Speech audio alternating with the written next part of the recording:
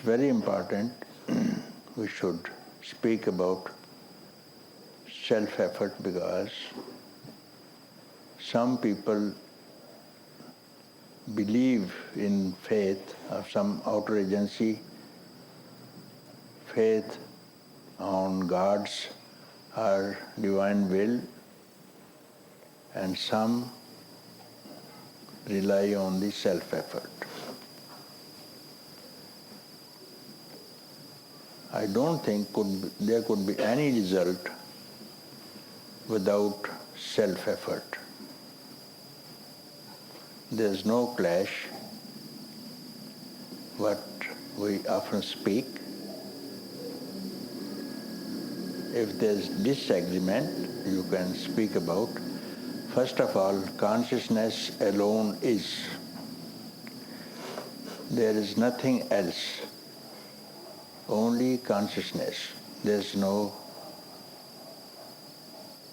trouble except to believe this in consciousness. There's nothing without consciousness. But now, due to the tendencies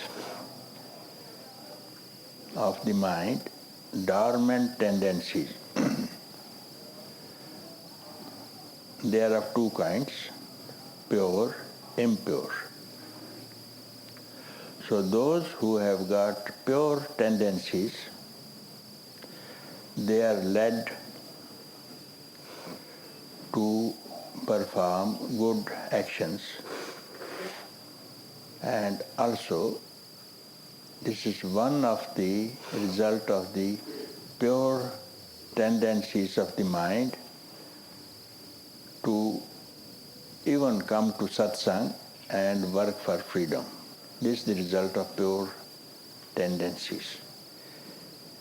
Impure tendencies are destructive, leading you to mischief. If you are here tonight for satsang, this shows you have purity of mind, your tendencies are pure. There is no doubt about it. Therefore, you are working for freedom and you have to beat on with this effort, intense effort for freedom, because your purities of the tendencies have impelled you to come here. Therefore, you have not to waste time, but to accelerate your journey towards freedom. This is the natural tendencies of the mind to divert to impurity. Even without any effort, the mind is slipping back to mischief and lead you to impurities and destruction. I don't think you can pinpoint anyone who is successful in the world without self-effort. Take, for instance, even Olympics. If someone has won gold for 100 meters, Ben Johnson, 9.76 seconds. Is it due to any faith? He must have done tremendous effort at the back to have this world record. Not simply believing on faith or divine will and lying on the bed. He cannot run 100 meters. This is one thing. Another thing,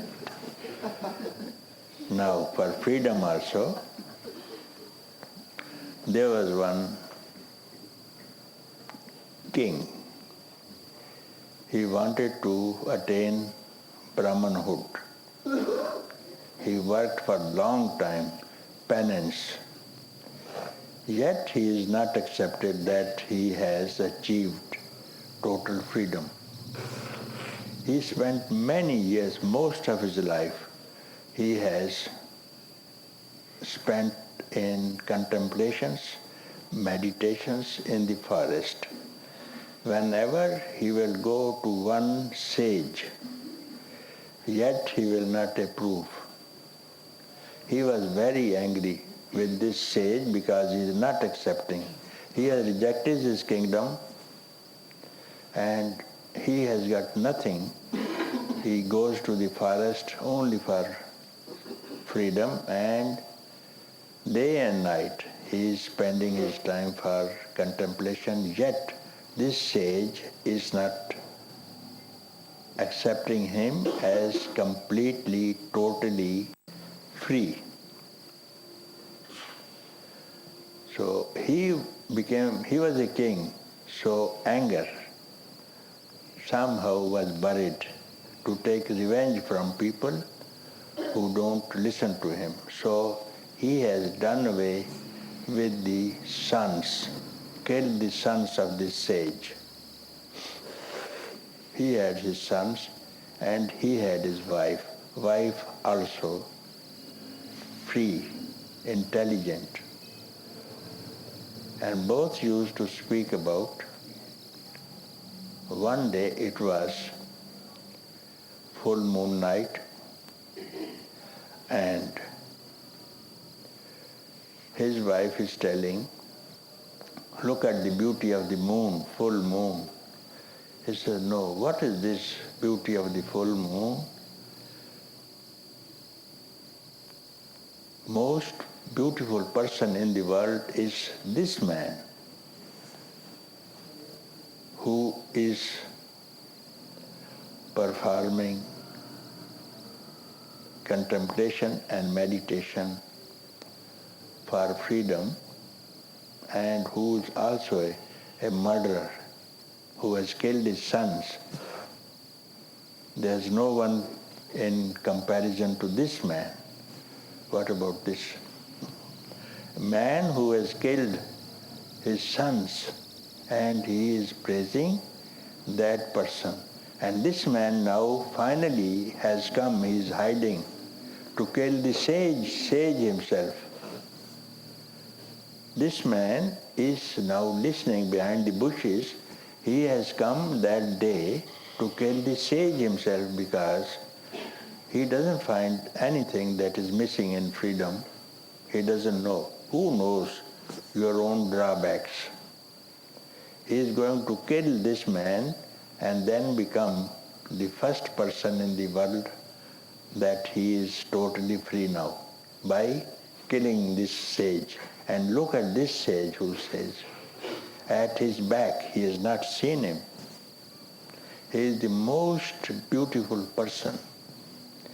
And listening to this, his bow and arrow fell from his hand. Listening to this praise, look at this man. This is sagehood. And what am I doing? And then he prostrated before this man. And now he called him, you are Brahmrishi. You have attained Brahmanhood. You are totally free. So how these impure tendencies are dormant in one's mind, no one knows. And sage is a sage, you see. Like this, the impure tendencies are hiding somewhere. When the circumstances are there, then it comes up, you see. So many people are here, those who often speak. We are quite all right, and then sometimes we drift back to our old tendencies. They need intense practice, intense effort, not to shake even for a second, you see. And work for your own freedom with your total strength of mind and devote yourself to practice till the goal is reached. Intense effort is needed. Therefore, tonight I am speaking about self-effort, you see. There's no work which has been achieved if someone has been successful in his exam because of self-effort. And divine faith or any kind of depending on any God is not going to help you. Outer agency, instructions of the teacher, then you have to follow the instructions, then even then you need to put it into practice and effort is needed. Do not rest until you are successful. This is called self-effort.